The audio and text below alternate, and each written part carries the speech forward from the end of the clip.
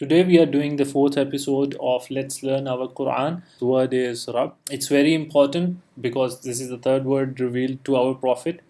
Also, third word of first chapter's verse, Alhamdulillahi Rabbil Alameen. Allah used it for his introduction. Also, Rab is used extensively throughout the Quran. Traditional translation is Lord. Let's look deeper. Rab root is Rababa, which means the one who provides nourishment so that a thing can flourish and gradually evolve into the final state.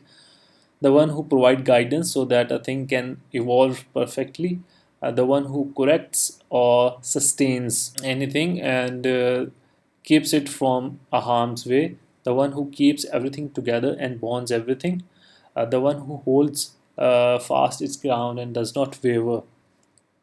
So recapping the whole ayah, Iqra bismi rabbikal ladzi khalaq.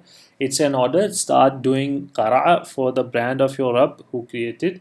So go and read, research, think, discover, discuss that how you can establish Rabb's brand and then call people to join. You may need to look at the tools, what tools you may need.